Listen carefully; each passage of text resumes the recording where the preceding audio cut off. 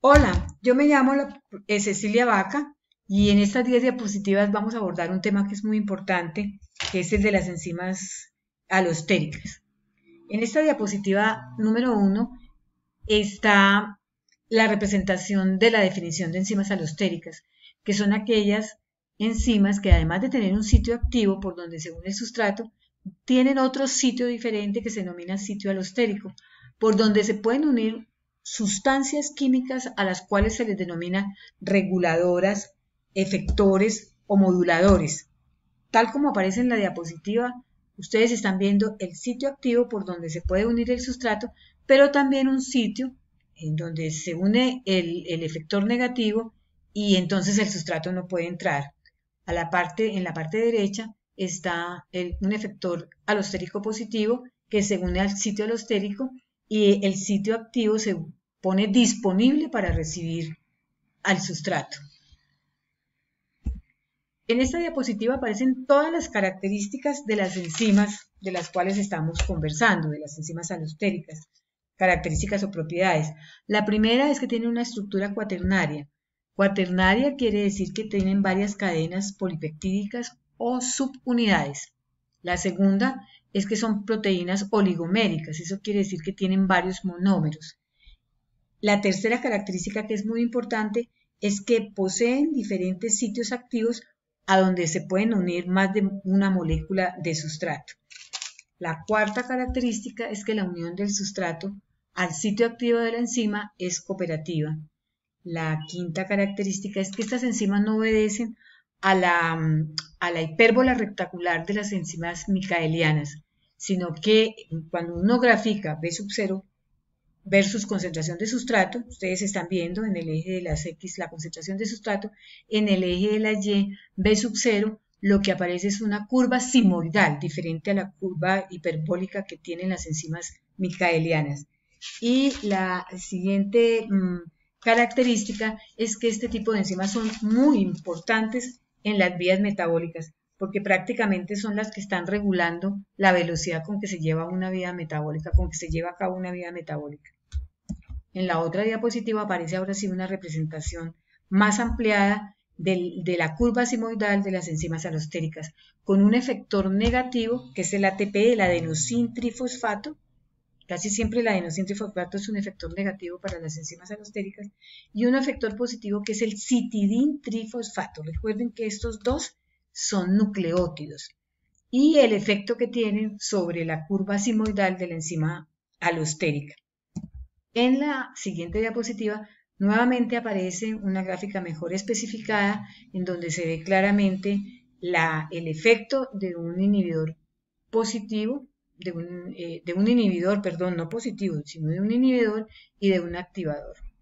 Uno ve claramente que el activador no está alterando la velocidad de la enzima, pero en cambio un efector negativo o un inhibidor sí lo está haciendo. Aquí nuevamente se ve claramente que en el eje de las X aparece concentración de sustrato y en el eje de las Y aparece B sub 0.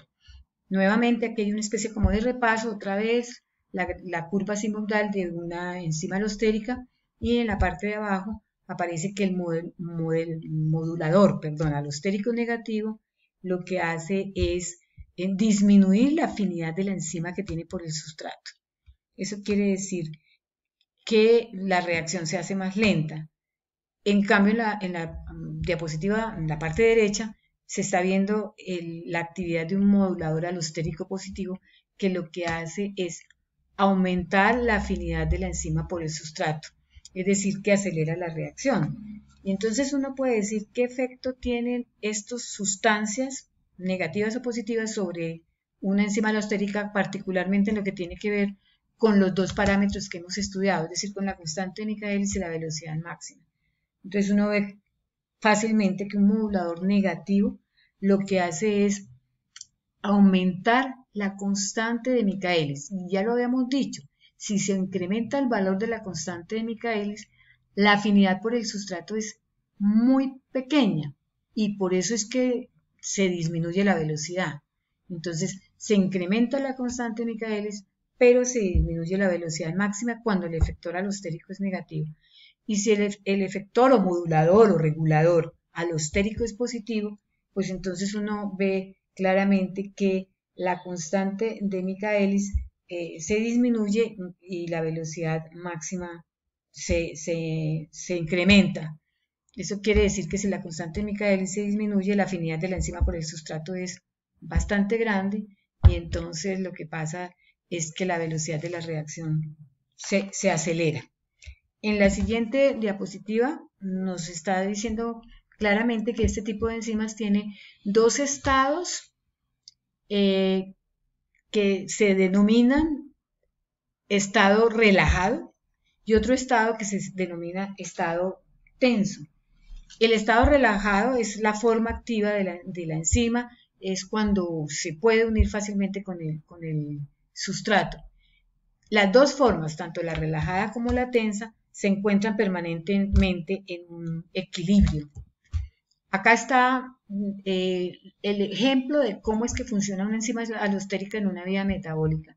Observen ustedes que la vía metabólica se está haciendo arriba, le están diciendo, mire, un precursor A se transforma en B con la presencia de una enzima, B se transforma en C con la presencia de otra enzima de 2, C se transforma en D mediante una enzima de 3, D se transforma en E mediante una enzima de 4. Cuando el producto final, que es E, se empieza a aumentar su concentración dentro de la célula, pues ya no se necesita formar más ese producto. Entonces, ¿qué pasa? La excesiva concentración del producto final se vuelve un efector negativo para la primera enzima de la vía metabólica. Y entonces, ¿eso qué significa? Que inmediatamente la vía metabólica disminuye su velocidad y deja de producirse E, o sea, el producto final. Aquí abajo, por ejemplo, hay un ejemplo de una vía metabólica de esas características. La treonina, que es un aminoácido que ustedes conocen ya, a partir de la treonina se puede hacer síntesis de isoleucina. El aminoácido isoleucina es el producto final. Cuando la célula ya tiene mucha isoleucina, pues entonces no tiene sentido seguir sintetizando más de ese aminoácido. Esa isoleucina inmediatamente se vuelve un efector negativo, es decir, el producto final se vuelve un efector negativo para la primera enzima de la vía metabólica. Y entonces de esta manera inmediatamente se deja de formar isoleucina. Cuando la concentración de la isoleucina empieza a bajar, pues rápidamente, digamos, se retira el poquito de isoleucina que queda como efector negativo de la primera enzima de la vía metabólica y empieza nuevamente la vía a funcionar.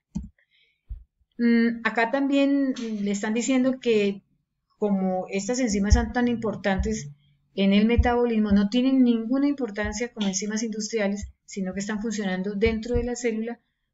Aquí están poniendo algunos ejemplos de cuáles enzimas alostéricas son importantes en las principales vías metabólicas.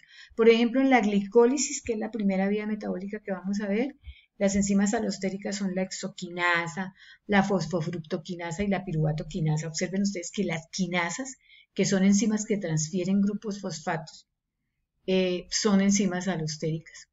La acetilcarboxilasa en la biosíntesis de lípidos, es decir, en la liponeogénesis.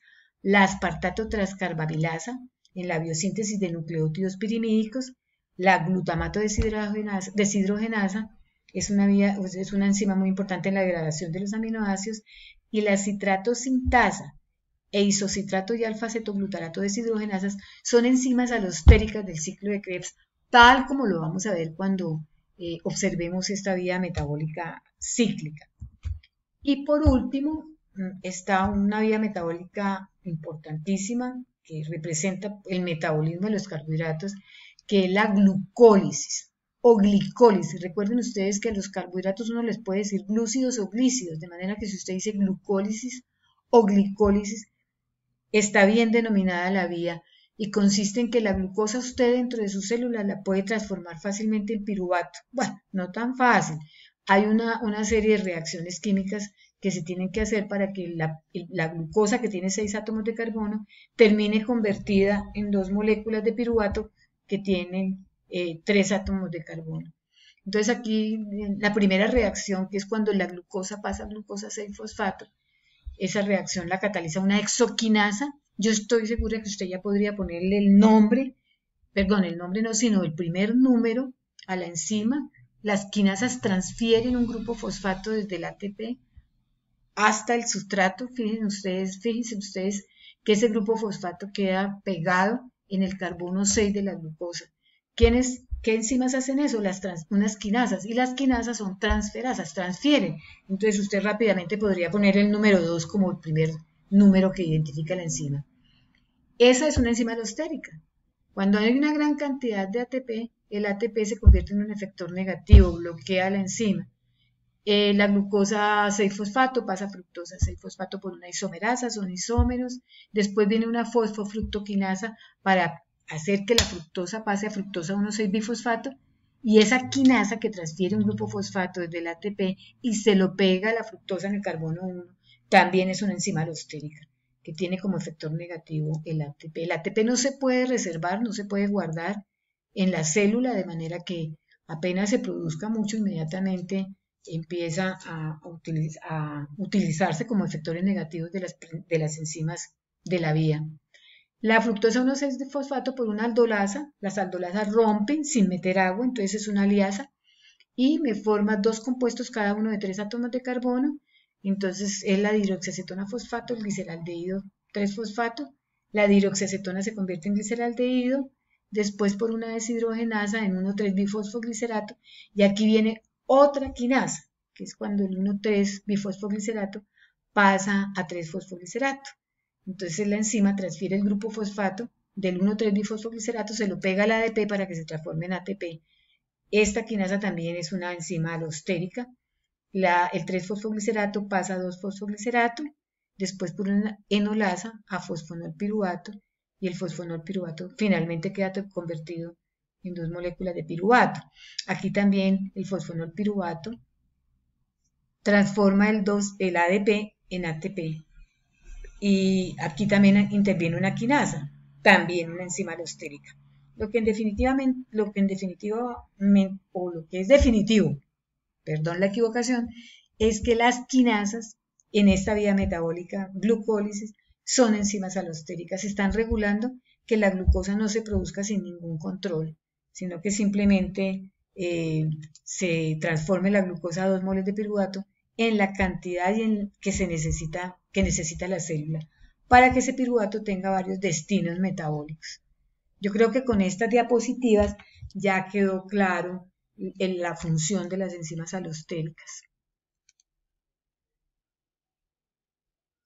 Bueno, esto es todo por hoy. En esta presentación vimos claramente la importancia de las enzimas alostéricas y nos vemos en otra oportunidad.